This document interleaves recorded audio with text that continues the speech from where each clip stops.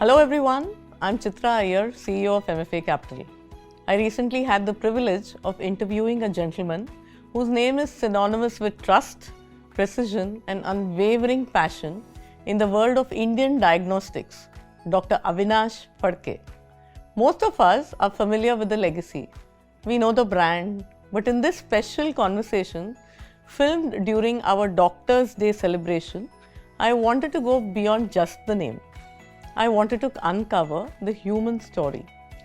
We often celebrate entrepreneurs who build companies, but Dr. Phadke has built something far more enduring, a legacy anchored in ethics, empathy, and excellence. So here we are, presenting his journey on the Personal Finance Podcast for Doctors. Ladies and gentlemen, our distinguished guest for the day, Dr. Avinash Phadke, the man who turned science into a legacy, a pathologist, a pioneer, a visionary who transformed the landscape of diagnostics in India. With top medical degrees and an unwavering compass of ethics, innovation and compassion, Dr. Phadke didn't just build a career, he built trust, one test at a time. His journey began in 1980 in a modest lab alongside his father. Back then, the dream was simple yet radical. That diagnostics must be doctor-led, patient-centric and rooted in integrity. That dream grew.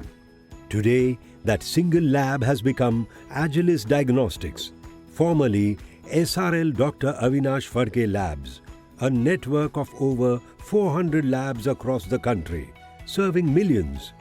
It is in fact the first private lab in India to receive the prestigious NABL accreditation from the Government of India. He didn't just witness change in healthcare, he led it.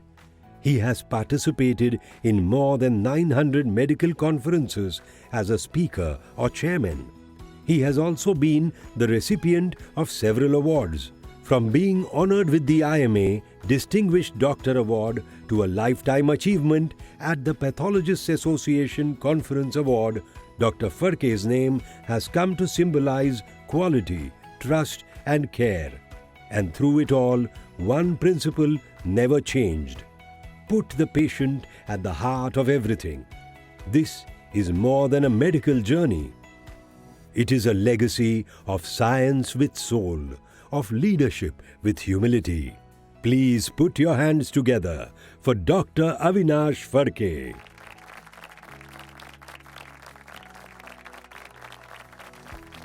So thank you everyone.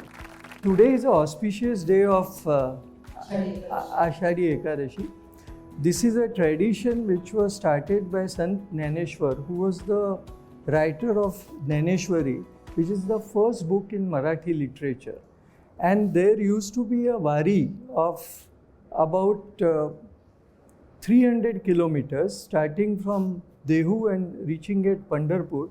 And that tradition goes back to about 900 years. So today is incidentally that day, so I said I must mention about it. Just like this is a journey, that is a journey which is inspiring for all the Maharashtrians, and there are very few examples in India of such a long tradition being there, and there are about 1 million people every year participate in this. So I would like to mention that today is such a day. When you talked about my journey, I was actually doing my MD pathology in KEM hospital. My teacher was Dr. H.G. Kindre, and she was head of the department, and she was a very inspiring figure.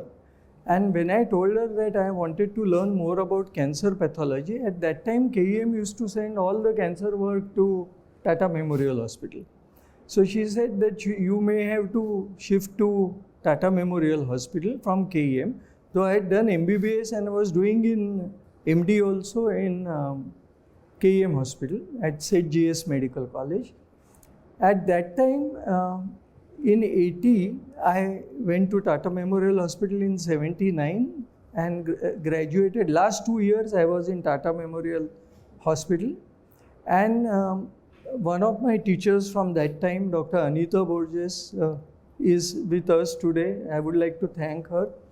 Dr. Pradhan sir was with me since those days, as he was my senior and very inspiring figure.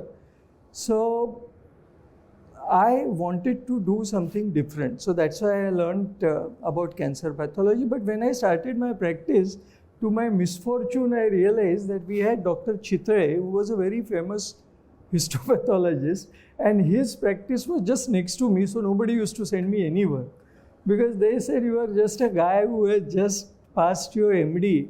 So I was forced into more of a clinical pathology, and my father was very well known for his work in andrology, that is male infertility. He had published many books. So the practice was restricted to mainly andrology practice, and I was left with no option but to go in for clinical pathology because I was not getting enough samples for any histopathology or oncology work, because such a senior and well-known histopathologist having his wife's clinic and a collection center just next to Udyam. So I said, I must learn more about clinical pathology. So what I did different was, pathologists are considered as back-end boys. They don't realize their own importance. Today, all non-medical people have entered this line. They don't know anything about medicine or pathology, but they feel that it's a very low-hanging fruit with good return on capital and hardly any entry barrier. But when I started to, how do I differentiate myself? Apart from being patient-centric, the doctors must know that I exist, and I am a very poor salesman. And those days we didn't have any representatives or salespeople, so the only way people would know about me is when I address various medical conferences. So I used to participate in all. So whether it is urologist, gynecologist, diabetologist, I chose mainly clinicians as target because I was talking to pathologists, but they are not going to be my referring doctors. And there were very senior doctors who started supporting me. I would like to mention especially Dr. Ramurthy sir, Dr. Avinash Phadke, Dr. S.D. Bapat sir, and Dr. Renu Alicha. Dr. Manju knows her very well. She was one of the first one who trusted, and they started sending few biopsies. But still I was not happy because it was mainly clinical work which was growing very well. And I said we must add new tests to it. And at that time all our tumor markers or hormone tests were done by a method called radioimmunoassay, which involved radioactive material handling, and you needed to undergo a course in BARC and also start your radioimmunoassay setup, which I did.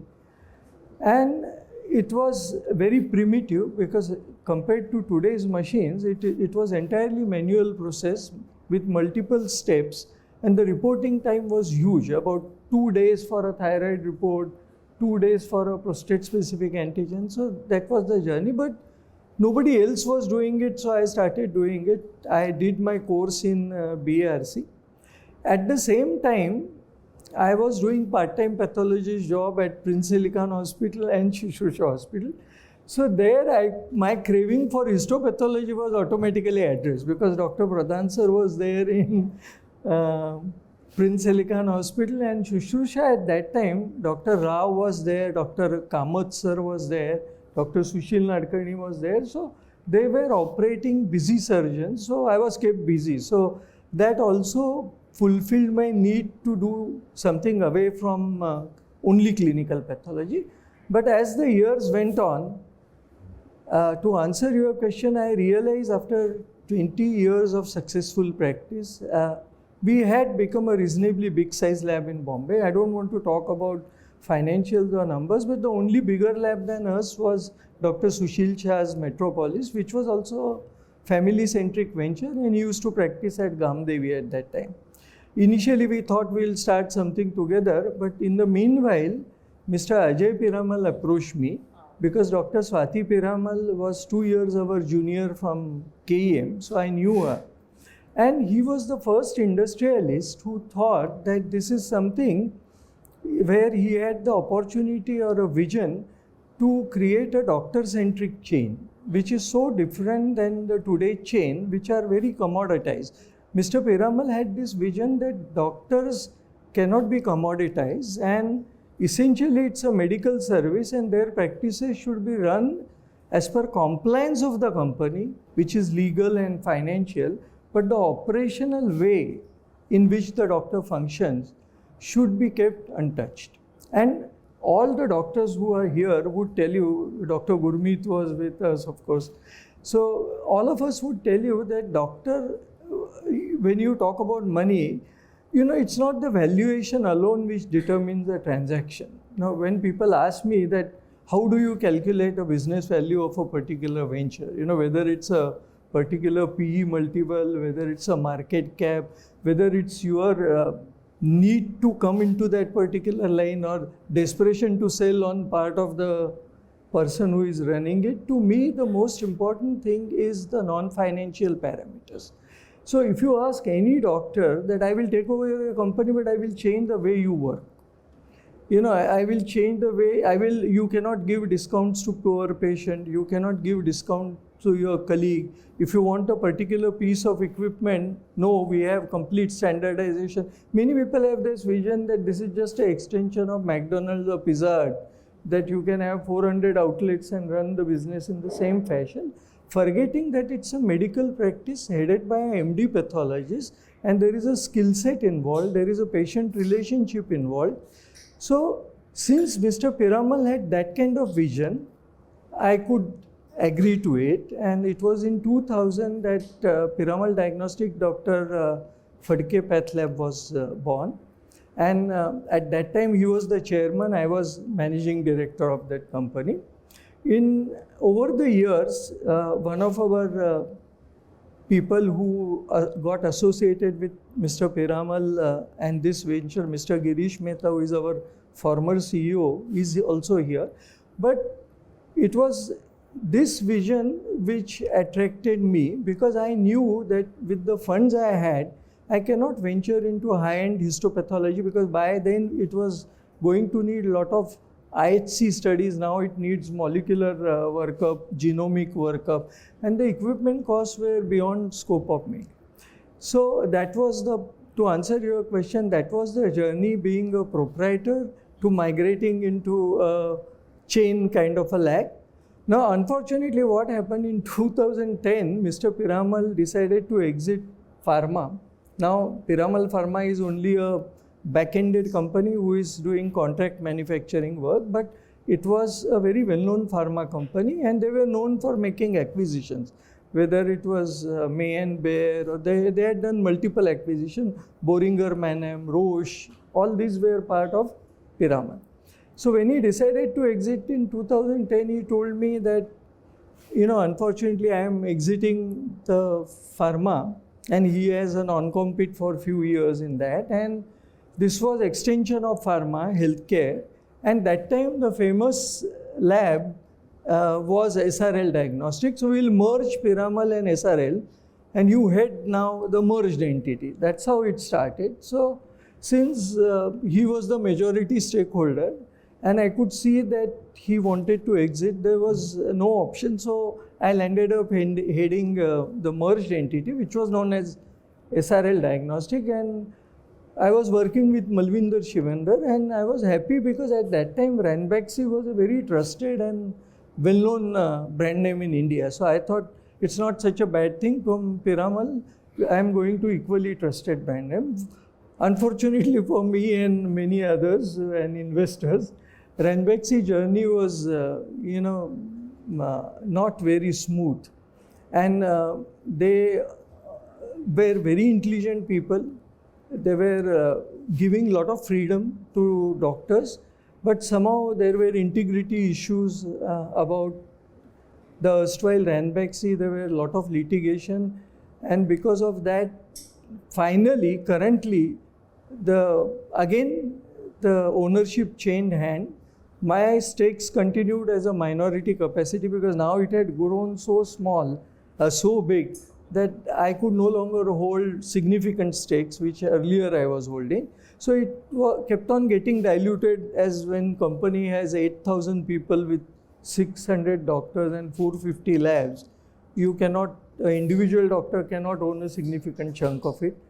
But then they had to, there was a court order in which IHH came into the picture, who are our current owners. They are also owning Fortis Hospital. We are now subsidiary of Fortis Hospital. They also own Gleneagles. They own most of the hospitals in Singapore, Malaysia and Turkey. That's how the journey has been. So doctor, we would love to know, how did you build this trust over a period of time? So here I must thank my wife, Dr. Vandana Phadke, because along with me she was instrumental in all patient interaction, and even now she goes to lab at 7 o'clock in the morning and personally supervises all patient interactions and blood collection. And we have, at that time we used to have about 700-800 patients coming to only Shivaji Park lab every single day, because there was nothing like home visit concept, you know. Post-COVID that had changed, because people now expect and have got used to home collection as a preferred mode. In fact, your app, I think we've always discussed with Ajay also, is one of the best. Yeah. And luckily my son, Dr. Ajay Phadke, you know, here we talk about providence, that he went to the same medical college as me, that he went to St. G.S. Medical College. He also did his molecular studies in Tata, in Calcutta TMC, and then he went to Germany for studies in autoimmunity. And I was not very net savvy, and I'm still not very net savvy. And now the lab also involved interfacing of about some 300 equipment and auto validation of reports if they are within the normal range. If something goes wrong, there is the software to decide that it should undergo a recheck. All your controls are validated automatically. If one of you had a chance to visit our labs, you would realize that. Now, I was not very good at these things. So Ajay, apart from being a pathologist, also is very good at all these other things which are needed for today's practice. If he would not have joined, or my wife was not there, it would have been very difficult with this journey to be continued for 65 years now. The lab is 65 years old and I am practicing for 45 years. So it's thanks to both of them as well as my father that we could build this trust element. So I was not the only one, and here I would like to share one thing. We have the lowest attrition of staff, which I am very proud of. About 50% of our staff is with us for more than 35 years. About 30% of our staff, because recently we celebrated this, is working with me for 25 years. And the 10% is, and the attrition rate in Agilus is about 27%, in the industry is about 25%. While Agilus Dr. Phadke, it has been 3% for last 40 years. So that means right from reception to a courier boy, to a phlebotomist, to a help desk person, the same set of people are interacting with the patient for last so many years. So that's the answer. So I am not the only one who inspired this trust. It was the family and the support staff to whom I am so grateful. And now when you see anything in healthcare, I feel that the days of personal involvement, the medical component of it is getting diluted, and anything which is outside the hospital now. Now you look at it, it's not only pathology, whether it is radiology, whether it is dentistry, whether it is pharmacy, anything which is ophthalmology recently. Now you will see many ophthalmologists joining Agarwal Eye. Then oncology, we have a medical oncologist here. Now because it's outpatient, we have Mumbai oncologist. So everything is chain.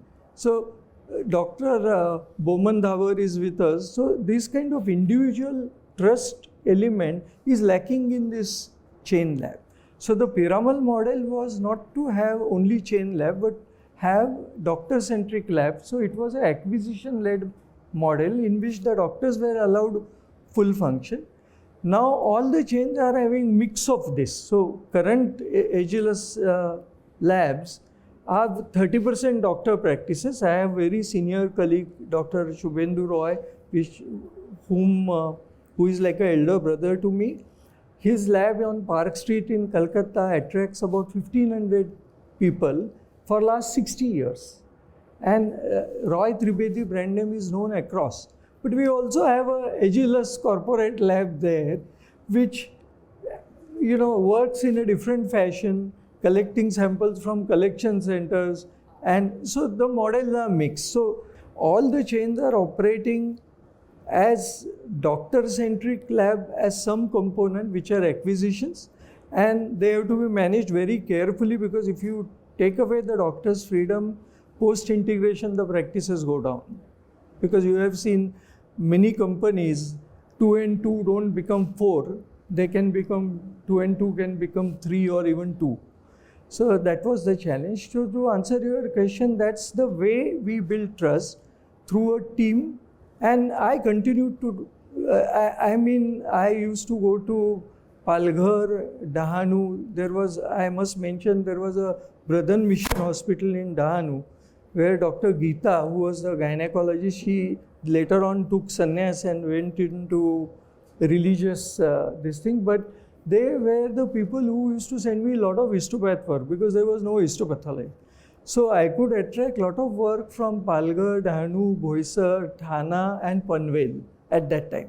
So at that time also our histopath samples used to be about 80 a day, which was not bad.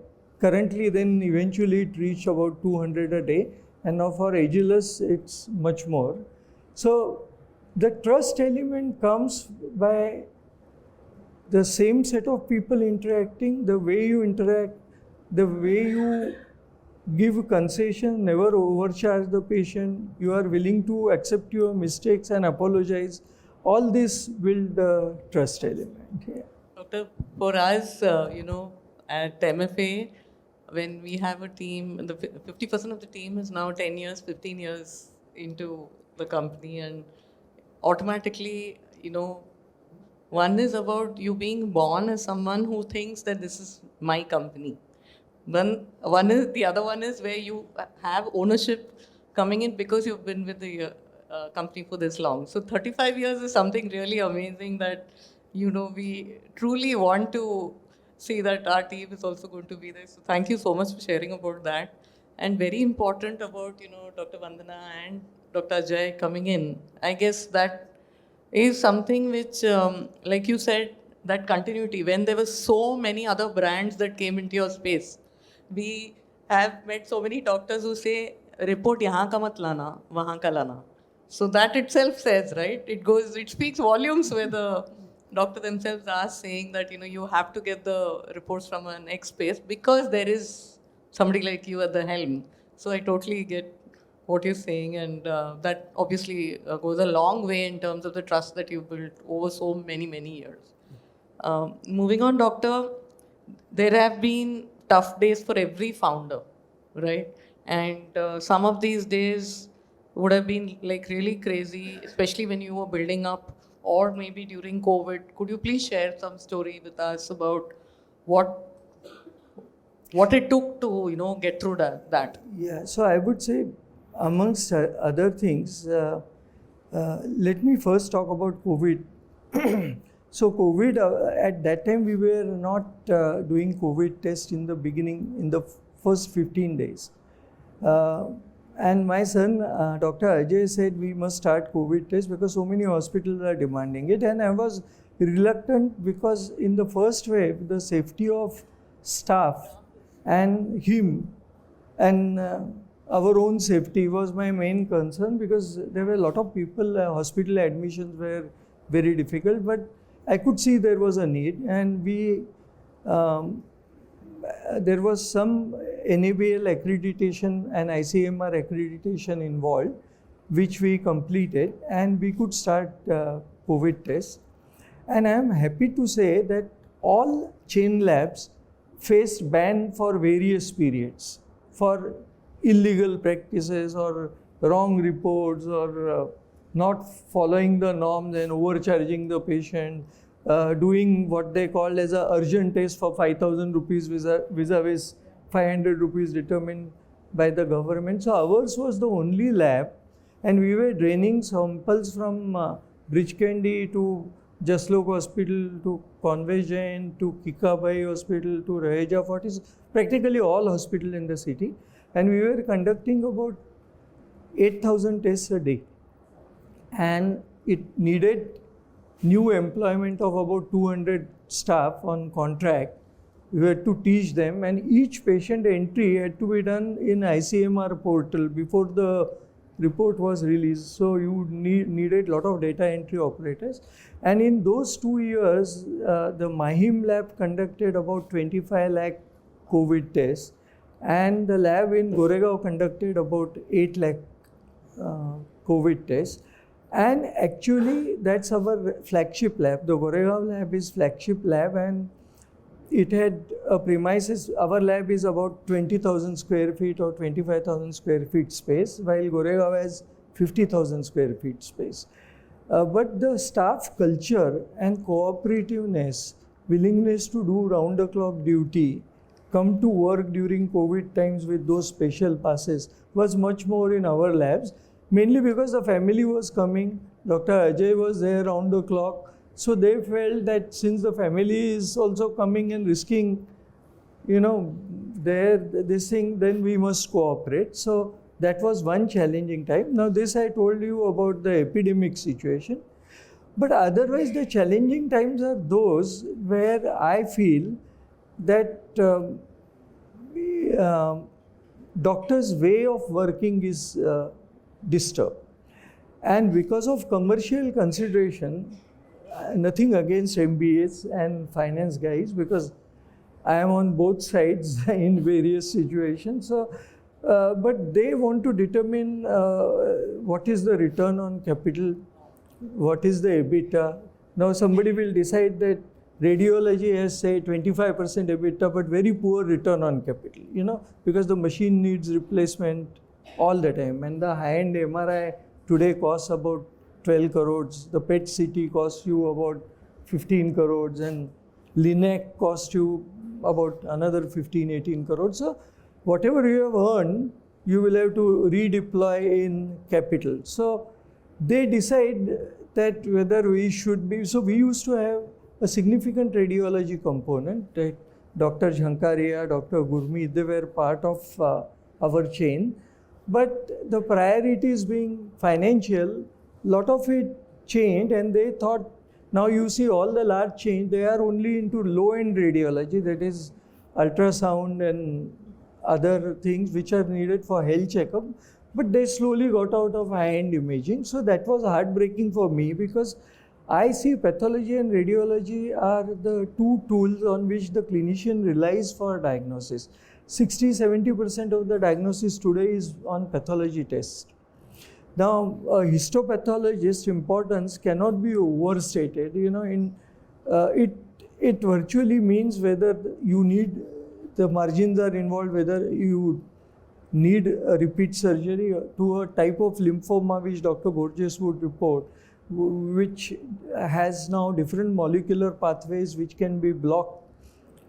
And the medical oncologist will decide which medicines to use, not only on the basis of diagnosis, but also on the basis of various positive immunohistochemistry reports or molecular reports. So these are critical things and cannot be looked at as return on capital.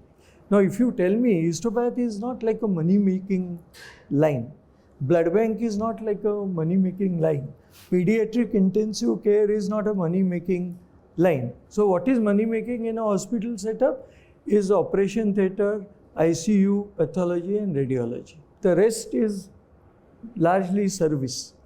Now if you want to isolate, can you have a hospital without blood bank because it doesn't make money? You can't. But the MBA looks and reorganizes things, and that is very traumatic for a medical professional. So I would say that was the other challenging time which I faced. Thank you for sharing, really. Yeah.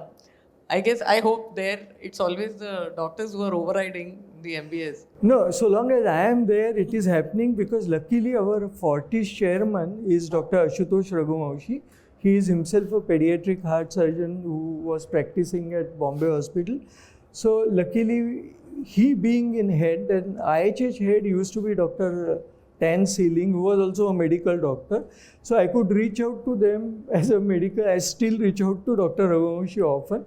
But at a CEO level, unless the CEO recognizes all these aspects, it's very difficult to work within those constraints where somebody will decide that you will have to shift your test from Roche platform or Abbott platform to say XYZ Indian platform because the cost per test is low. Because you don't want to do that, you know the pros and cons of that. So that is another significant challenge which every medical professional is facing. Some are facing within the hospital, some are facing in private practice, because it is all now in India, 80-85% of the private beds are now in corporatized healthcare. Yeah. So I guess you coming home through the COVID period must have been really challenging for the whole family to, I mean, I don't think we can even understand, but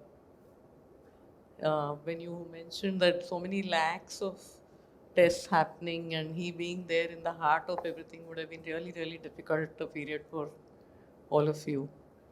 Yeah. I mean, we just miss all that, right? We're just seeing the front, we don't know what's happening behind.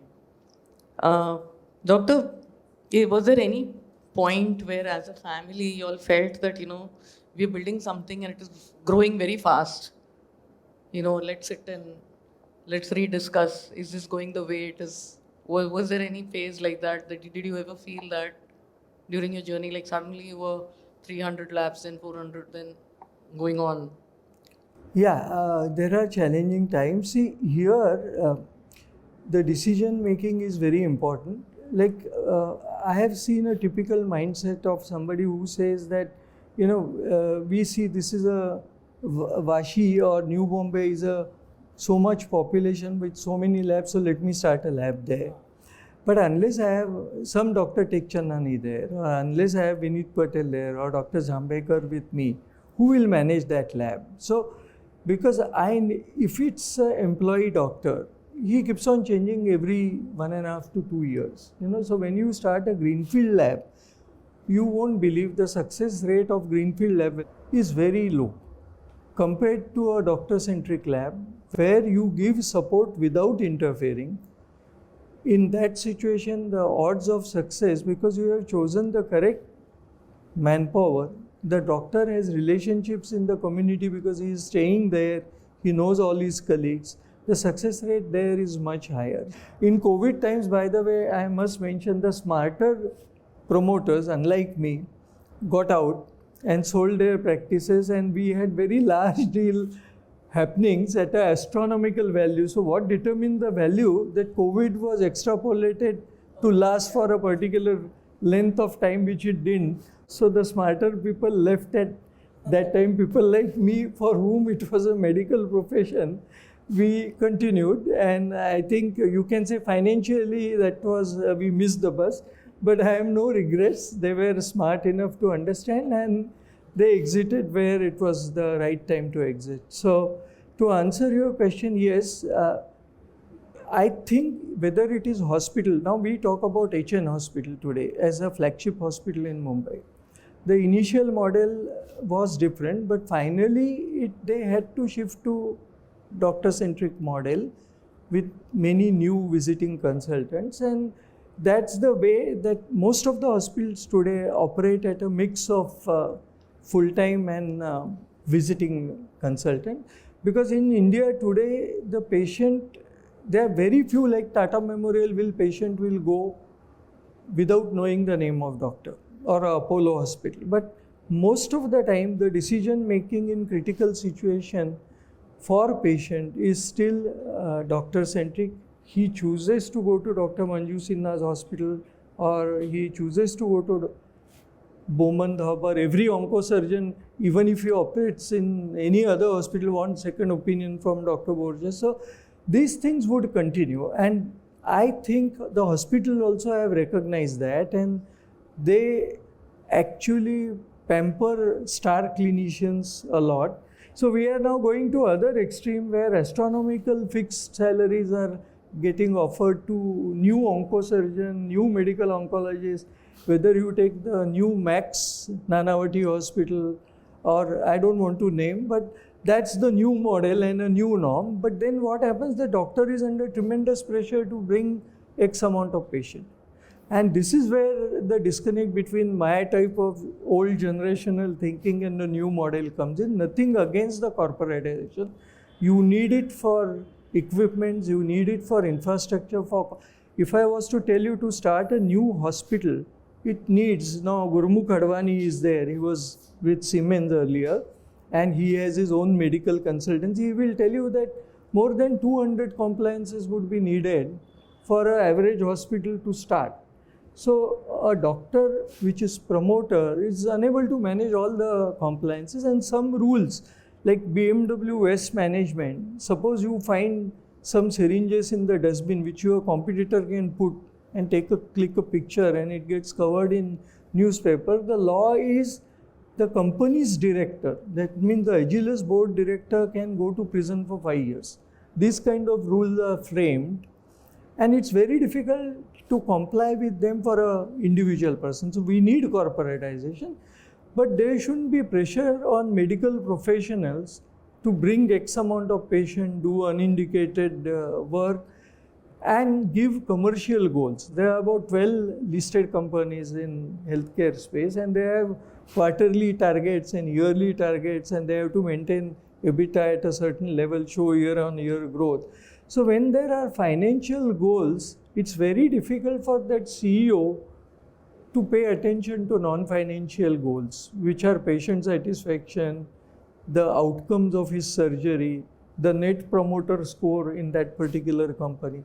Now I'm happy to share that our net promoter score is today at 94-95%.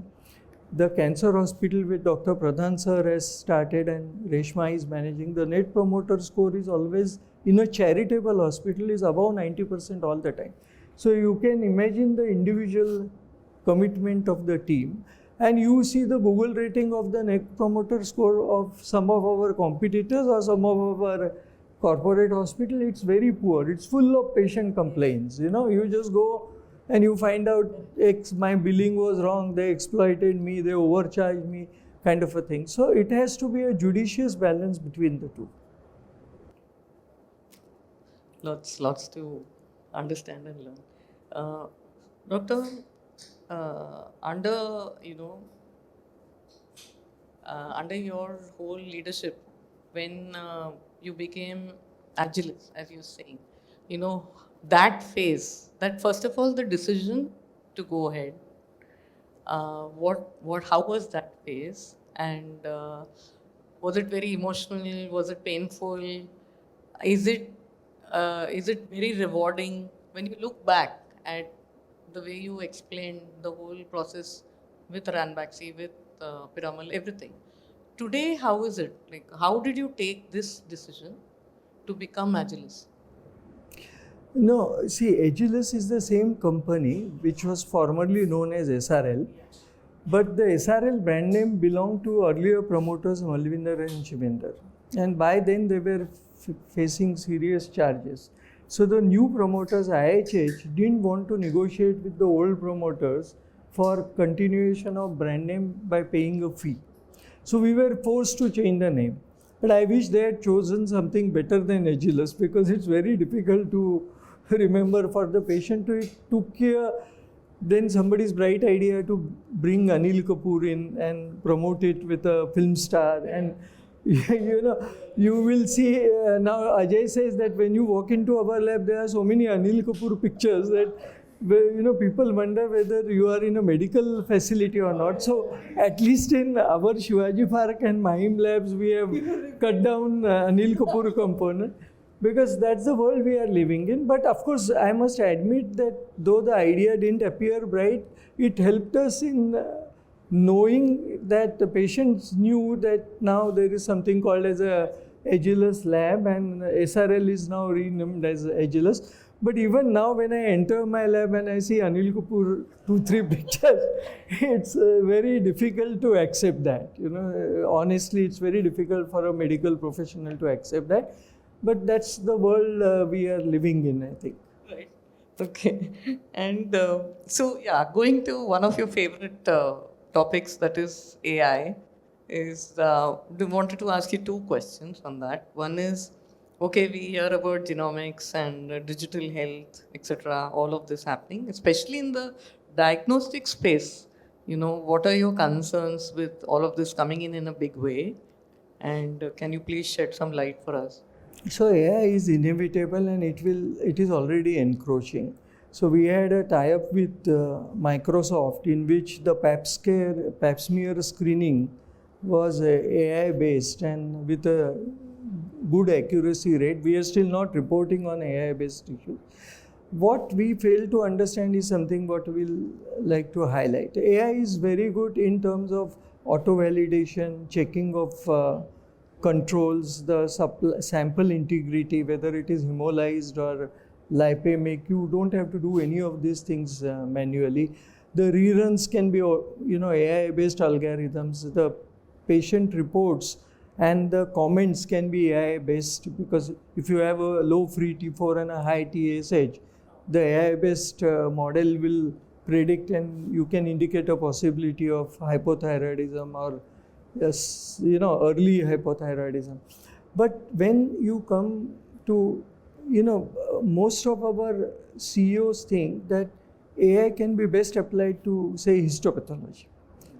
So they have this concept that they will have a digitalization of imaging, just like they have done in radiology.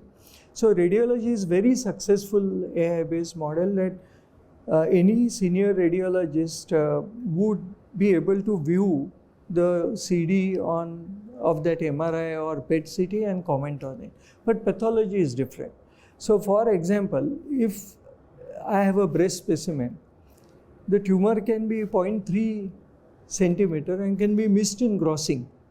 So if some junior doctor has taken sections from everywhere but that tumor, the senior pathologist is going to report no tumor in that based on the digital imaging alone. So the component of grossing is where the challenges rise. Now, if I have a specimen of robotic prostatectomy, radical prostatectomy, I'm just giving you example as a layman. Now you have to ink the margin. If the seminal vesicle is involved, patient goes for radiation. The newer criteria, if the prostatic capsule is even slightly involved, he goes for radiation.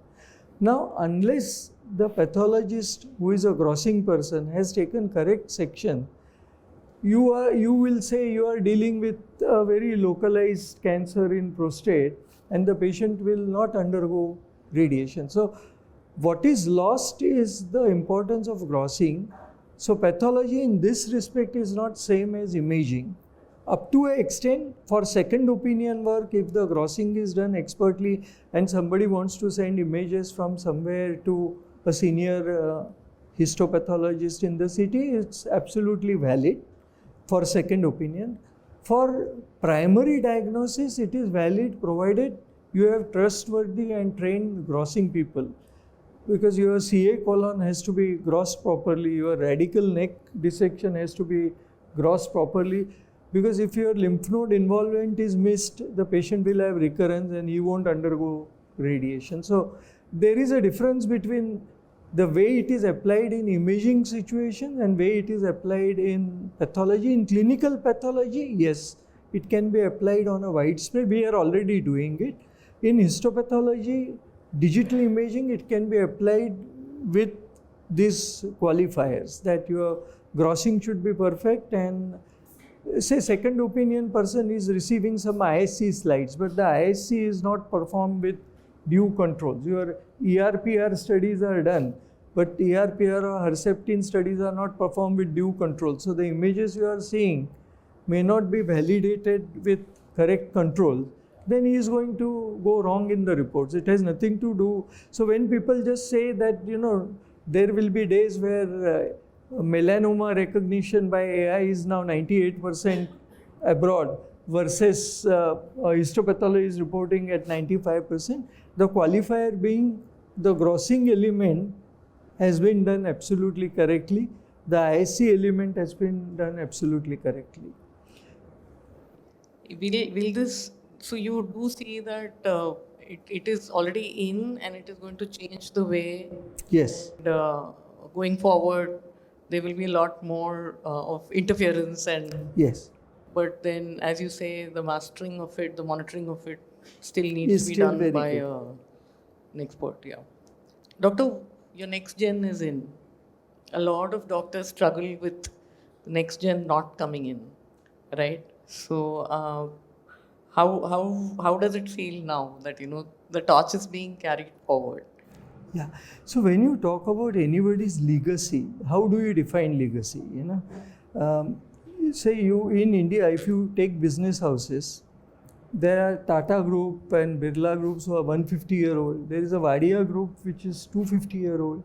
First listed company on Bombay Stock Exchange was a Wadia Group company. Murugappa Group in South is 140-year-old. So their businesses have changed, but the company has continued. It's not the same business which was conducted by Kirloskar brothers 120. So they have undergone multiple evaluations. So what is common? The common is not only physical inheritance to carry forward your legacy. It's the culture and the way of working which you inculcate in a team of your people. So here I would like to give you a historical example. Now, when Shivaji expired in 1680, Aurangzeb thought that his battle in Deccan is over because Sambhaji was there, but he was no match for Shivaji. But what happened?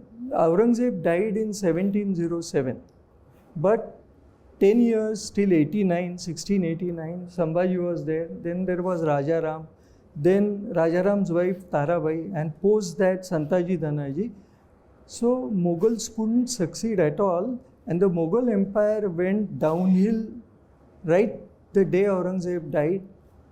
And Shivaji, in spite of his physical presence not being there, the values of Swaraj which he had inculcated in his followers, they not only lasted, outlived him for multiple generations. There was a time of 150 years where Marathas continued to rule the entire nation. So this is a true legacy which only he can build, which none of us can build. So what I wanted to tell you is legacy is not somebody's daughter or son working with him. Legacy is the thought process and the environment and the team of people who are inspired or who accept the same thought process which you have built. The nature of business would change, has to change with time. But it is not only the physical inheritance like our politicians have, but it's the value inheritance which forms a legacy. How beautifully said. Thank you, thank you. That was really amazing. Very, very nice. Superb, Doctor, really. Very, very enriching for us. We've met many doctors, but you are someone who knows money in and out. That's what, when I started also, I said that when I heard you, I felt we need to get you here to speak about how you understood, how was it, did you always have this thing about numbers, or you built it over a period of time? And more so is that, for doctors who are so busy, right? Everyone is extremely busy in life and they barely, when my team is sitting in front of them, they're saying, "Nee, we don't have the time to do this." In between surgeries, there are calls. There's barely time to focus, and then they're not interested to. So one is, how did you get so interested, and do you really like this aspect of watching and understanding how things are progressing financially? And in the personal space, how did you go about becoming so sharp and astute as an investor? No, I won't take the full credit to myself. First of all, I have this inherent need to know. So whether it is history or archaeology or political subjects or economics or Hindi film songs, I need to know everything. So if you say Shailendra song, then I need to know everything about Shailendra. Now Sant Jnaneshwar or Namdev or Tukaram, I need to know everything about them. That is out of curiosity. So that curiosity is immense is the first reason.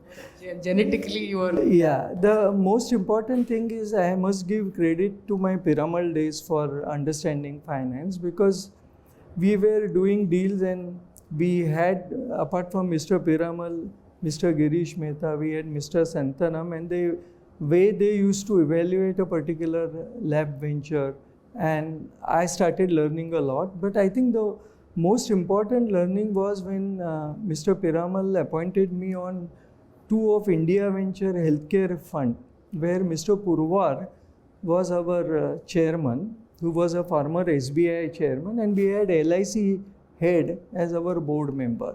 So the way they used to evaluate deal, talk about finances, I started learning a lot. And since I was interested, I would interact a lot and understand from them how they value, what is the market cap of the company, how some people get a PE multiple of 60, 70, and in the same field some get a PE multiple of 20.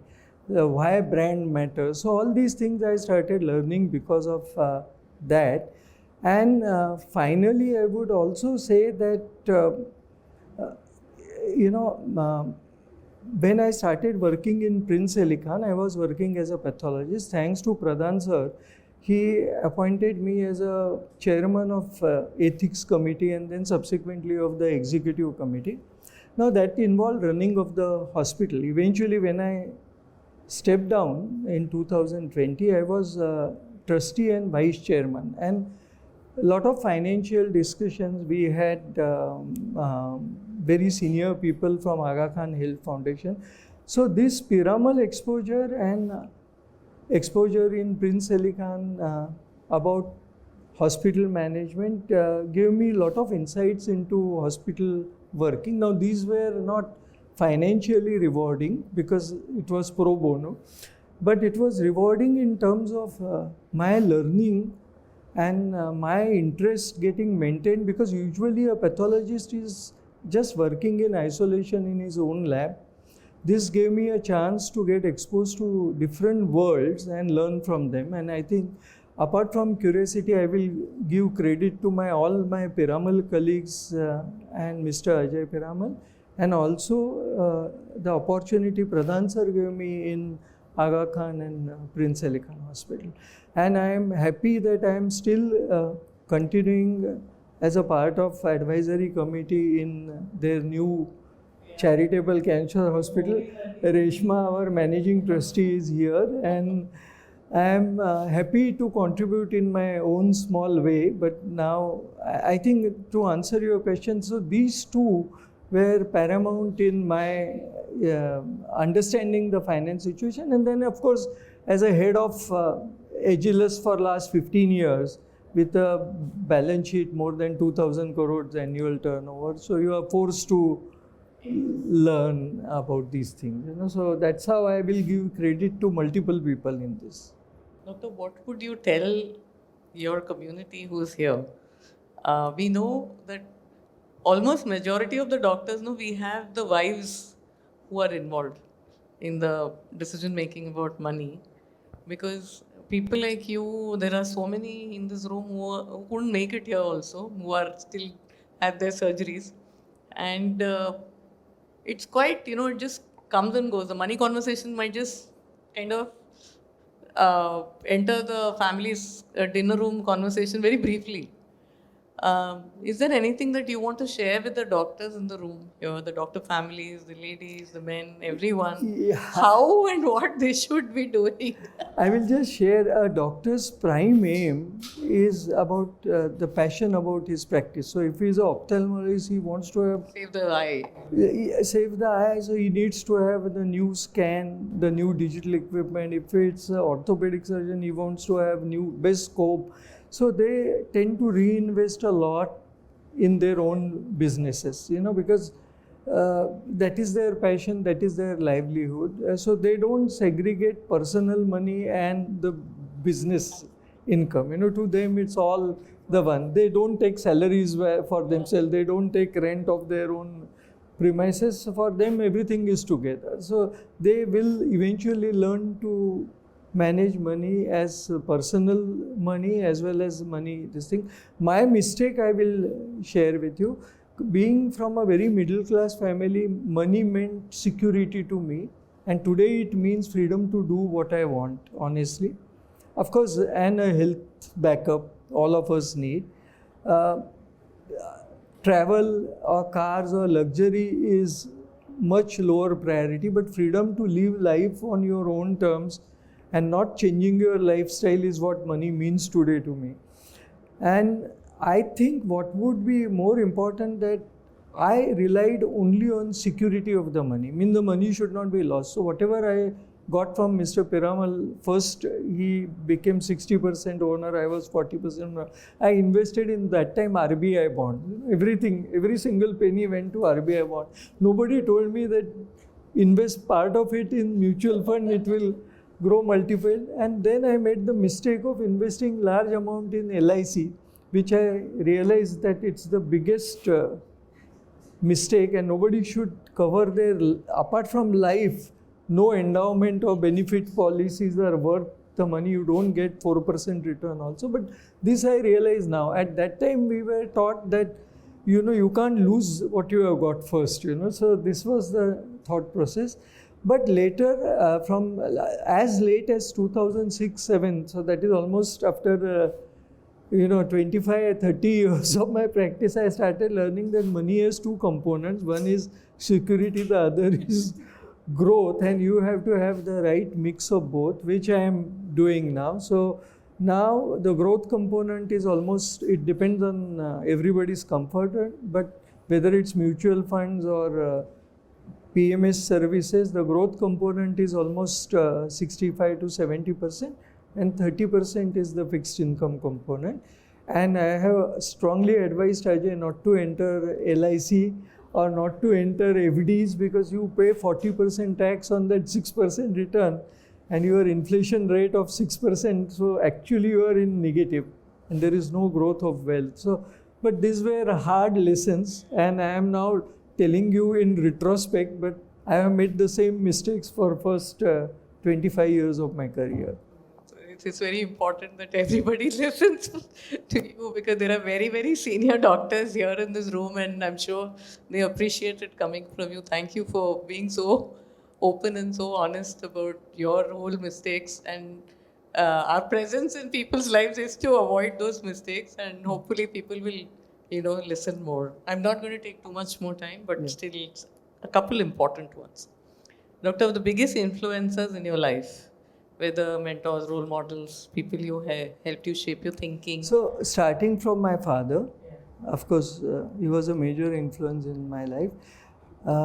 Unlike other people, for me, my teachers had a major influence. And I would like to mention Dr. H.G. Kinnare, Dr. Borges, Dr. Chinoy, Dr. Pradhan sir, and Dr. Ilavia.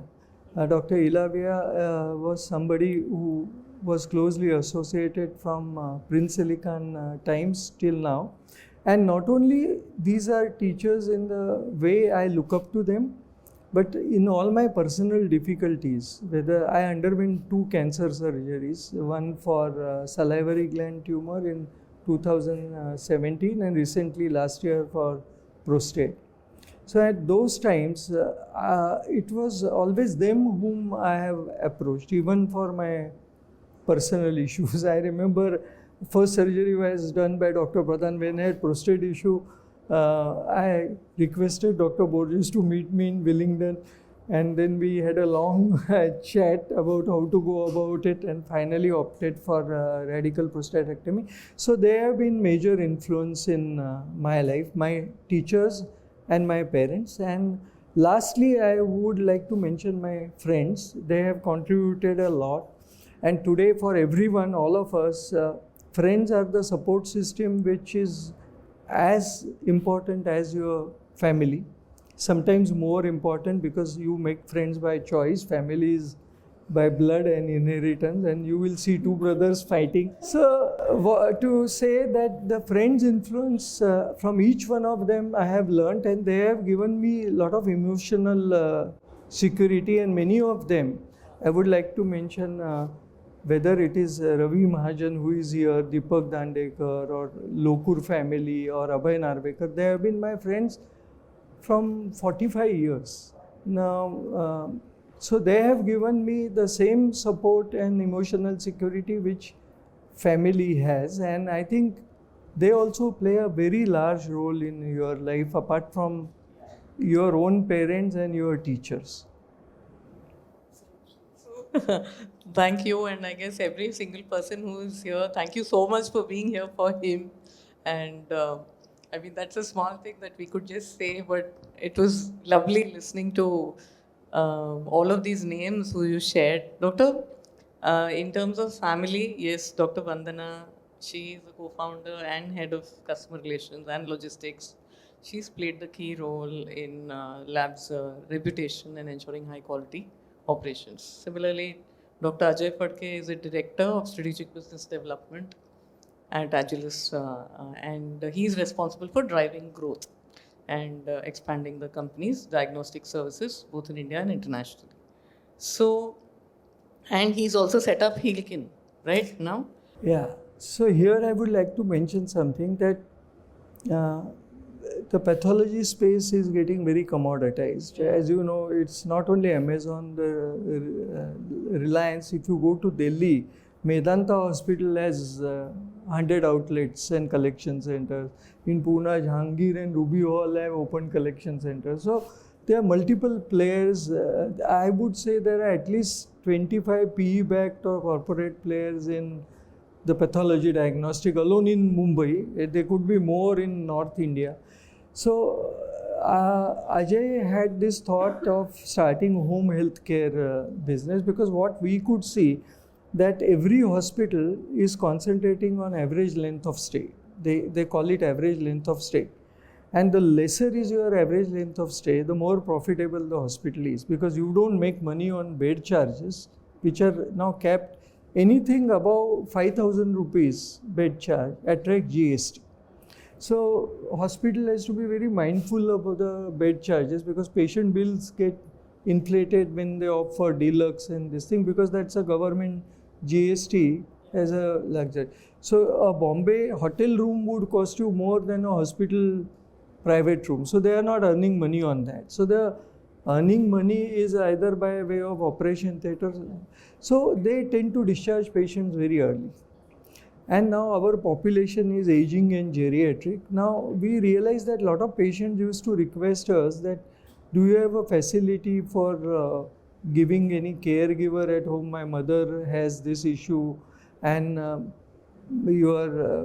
somebody has a Ryle's tube feed, or somebody has a indwelling catheter, and somebody needs to be given chemotherapy at home, or an enema at home, or vaccinations for old people at home. Many parents are staying alone with children abroad, and they want somebody just to check their blood pressure and give pneumonia vaccine 2 doses or whatever. So we saw that a lot of patients' requests came. So Ajay started this venture about 2.5 years back. Now we are breaking even at the moment, and we have not taken any private equity for the same worries which I faced in my earlier times, that then it's very goal oriented and financial, that you take somebody's money, then you have to achieve certain target in a given time frame, and I know people who have become miserable with that. So he has not done that, and I'm happy to say that he has a team of about 25 people. But most important to me is, unlike others, his Google reviews, and there are about 800 reviews, are highest in the industry at about 4.8, 4.9, which is what makes me proud of what he is doing, not the financial break-even. Brilliant. Yeah. So I wanted to ask you an extension to about the family is that, it would have been a lot of balancing work and family, right? So what helped you stay grounded with so much happening? How have you stayed grounded throughout? When we listen to you, you're so calm, the way you talk. I don't know, do you raise your voice? Hardly. Yes, he does. Oh. Yeah, with Vandana, yes, but not with anybody else. Not with my children. I thought. Or not with my staff, drivers. I don't believe in that. You're privileged. So I think that is by nature I'm like this. So I always felt that you can see, when people ask me that what is the quality of the leader, they think that being intelligent, being hardworking, being sincere. So I tell them the most important qualities are not this.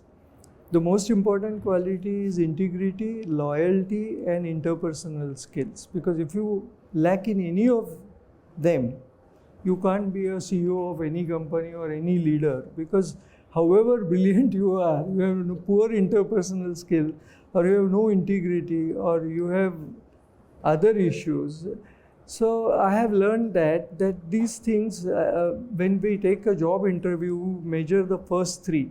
And I think it's high time in India we start psychometric evaluation for senior positions. And Mr. Santrup Mishra, who was, thanks to Pradhan sir, was on our board in Prince Ali Khan Hospital, he was always used to say that when you are appointing a CEO or a senior level position, because I used to also interview Aga Khan other positions outside India. So the emotional component, loyalty, integrity, and EQ quotient is not measurable during an interview where you judge how smart or intelligent he is and his CV. And the other thing I would give equal weightage is references, and I cannot overemphasize on that, because references tell you a lot. We had a case where a very prominent CEO was brilliant in his work, but had multiple cases of sexual abuse with female colleagues. And when we just went back to his previous employers, it was revealed that it is a personality trait which doesn't get revealed in your interviews at all. So these are things which I've learned the hard way. And I now realize that there are things which are involved beyond only intelligence and hard work. Doctor, so one last question before we start with the rapid fire for you. Can you please share what brings you joy these days? Your hobbies? What are you personally? Yeah, I think the space now is mainly two granddaughters. I think for me and Vandana, they have become the focus of our attention.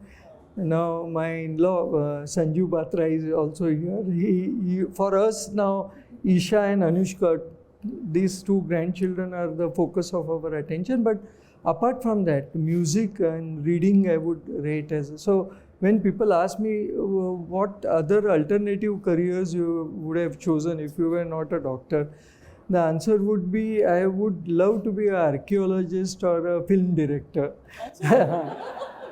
But then I have landed up in medical profession, and of course medical profession is something I love. So I don't understand Western music much, but all old Hindi film songs, I'm a very avid listener, and I know fairly a lot about them. So next time when we get a chance in personal space, I can talk about, say, Guru Dutt or Raj Kapoor or Shailendra or Bimal Roy for 15 minutes, or Sahir. Lovely.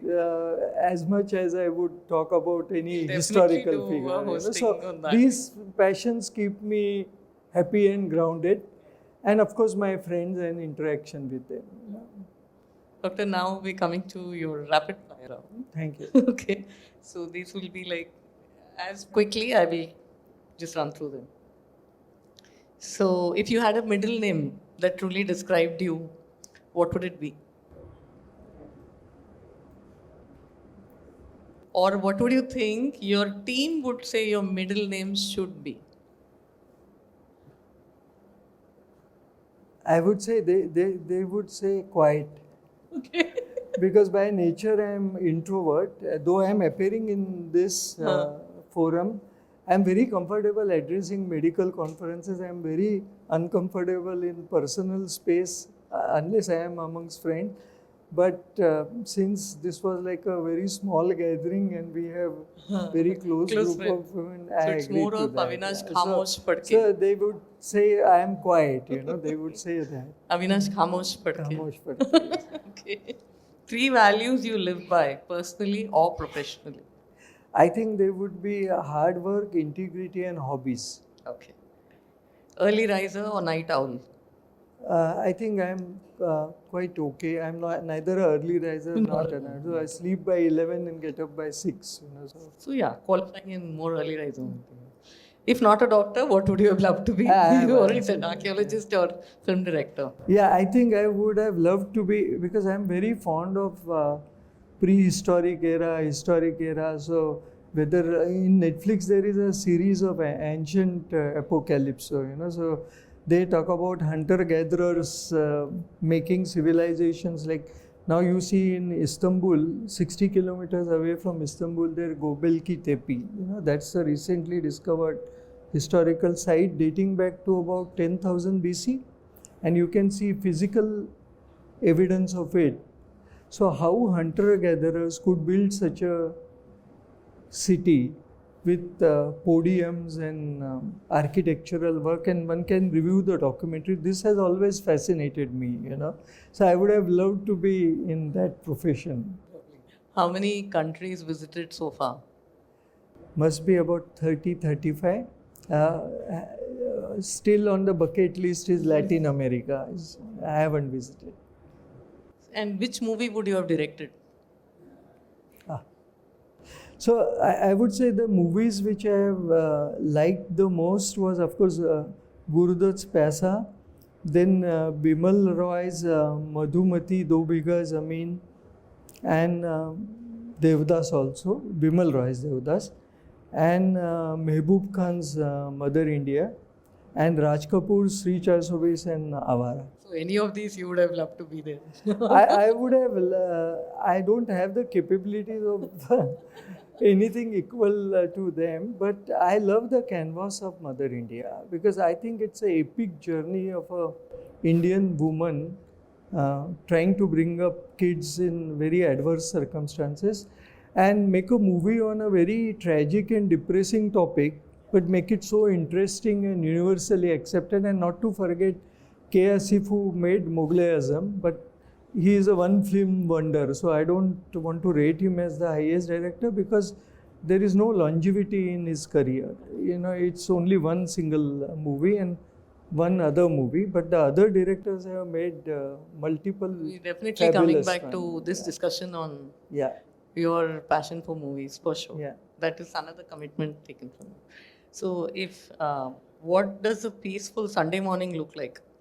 Barring today. Yeah, Sunday morning, my favorite hobby is either to go out alone, and I go to a restaurant called Status at Nariman Point, and I have one idli or one dosa, and I carry some newspaper or my iPad. So I sit alone, and it's a very crowded place. So I know it opens at 11:30. So I reach at 11:30 sharp when there is nobody. So all the managers, everybody knows me there. So because the Matunga idli dosa places on Sunday are very packed and you can't visit them. So that's if what you I all like have to catch do. him Sunday morning 11:30 Status to have idli dosa with him. Doctor, you revealed your silence place. Pardon? Your only place has been revealed. Yeah. Which recent medical innovation has truly excited or inspired you? I would say in our space, an instrument called BioFire, which is a molecular diagnostic instrument which is this big. It's introduced by a French company called bioMérieux, but it's a life-saving instrument. So suppose somebody is on ventilator and the ventilator tracheal secretion is sent to us. It can detect 20 pathogens, and that includes bacteria, viruses, fungus. 20 pathogen in a span of 1 hour, and it's life-saving. The same with the CSF sample, same with the pus samples, and same with... So this has altered the way an ICU functions, way an acute emergency. It's we were the first one in Bombay to start it. Now it's in about 12 hospitals. When I started it, nobody realized the importance, but now every single hospital cannot do without a what is called as a BioFire panel, whether it's pneumonia panel or a pus panel. It's life-saving, and all that within a span of I say it because I have handled CSF samples. Say suppose patient has meningitis. We have lost amongst our friends Shaila Kulkarni is here. Her brother-in-law we have lost to meningitis, and we know that how critical it is to diagnose meningitis on time. That time we didn't have it, so we used to empirically treat as pyogenic, empirically treated herpes or malaria involving falciparum malaria. But now we can confidently say that it is pneumococcal or meningococcal or it is cryptococcal, whatever it is, and the treatment can be started on day one, and it is life-saving for the patient. So that is one advance in pathology, I said, has made a huge difference to lives of people. What your proudest moment as a father? I think it would involve my son and daughter. My daughter had health issues and she had very painful bladder condition. But overcoming that, she not only did her law in India, but she did law in University College London in first class, overcoming this. And she is doing a government job as a lawyer in US. Her name is Rashmi, and she is married to a Britisher. And of course, the other happiest moment is my son getting admission into GS Medical College, because in today's competitive world, I know how difficult it is to get admission into the topmost medical college in the city. So I would say these two were my proudest moment. They are both involving my children and not me. That's lovely. Beautiful. One health tip you swear by? I think the lifestyle plays a larger role in disease management than medication, is my strong belief. So whether you are dealing with blood pressure or diabetes or anything, and I think the shortcuts of semaglutide or other drugs for weight loss or diabetic management play a role only when lifestyle interventions have been tried, which unfortunately nobody has time and inclination to do so. But we must remember that today 25% of people are either having diabetes or pre-diabetic, and about 40% of individuals are having hypertension. And these are lifestyle illnesses, and which cannot be managed by medication alone. And I think the strongest health tip is first try lifestyle interventions for these diseases before you opt in for multiple drugs with all their side effects. Perfect. What's tougher, starting a lab or sustaining one over decades? I think sustaining is much more difficult. If the Phadke family legacy was a book, what would its title be? Oh, we tried our best. That is very, very humble, doctor. So, really. One goal on your personal bucket list that's still waiting to be ticked off. Yeah, I want to travel not only outside India. Though Vandana was against it, I have now taken a Tata Harrier car with a hope that I can take it to. There are many places in our country which I have not visited. So I recently visited Gwalior, Orchha, Jhansi, which we have heard historically, but I have not visited. So same way, I want to visit many historical places in our own country. Lonar Lake, which is the only lunar lake near Nagpur, I have never visited. I have just gone to Tadoba and come back, seen the tiger. So this is what I would like to do. And I wanted a car which can take me anywhere, and I don't have to worry about the expenses that, the repair costs are too high, or I don't want a luxury car. I want a car which can be left behind without supervision. So perfect. That's Doctor, last one is, if you had to swap places with anyone for a day, who would you choose? I would choose a senior cardiac surgeon or a neurosurgeon or an oncosurgeon who is saving so many lives every day, which as a pathologist you help in diagnosis, but you have no opportunity to actually do anything life-saving yourself. But you save lives indirectly by coming to some diagnosis, but they save I have seen a neurosurgeon operating on very difficult brain tumors for 9 hours or 10 hours, and I admire their skill set and tenacity to do so. And the same goes with oncosurgeons or a cardiac surgeon. And I think at least one day, if I can be doing as much life-saving work as them, that will be a dream. But I don't think I will learn their skills. Lovely. Thank you, doctor. Thank you so much for doing this. You know, it's been a journey through time, science, values, and legacy, right? So, hearing your story is not just about your brilliance as a doctor or an entrepreneur, it's about your strength and your humility and more about your love for people, and it shines through so beautifully. You are so simple, humble, and I think people who have interacted with you obviously have seen the brilliance of your mind coming through, and today we got a glimpse of it. Thanks so much for doing this for us. And you remind us of the long road. We are definitely living in an age of complete shortcuts, that everything has to happen instantaneously, even yesterday, if not today or tomorrow. So, it's how you have walked with purpose and integrity and all that you've shared in terms of those important things in life. I'm sure everyone is going to carry this with them for the longest time. I think we definitely will repeat. There are some things that you spoke which I would love to rediscuss with you, and then we'll do this sometime. And to everyone, thank you so much for attending this.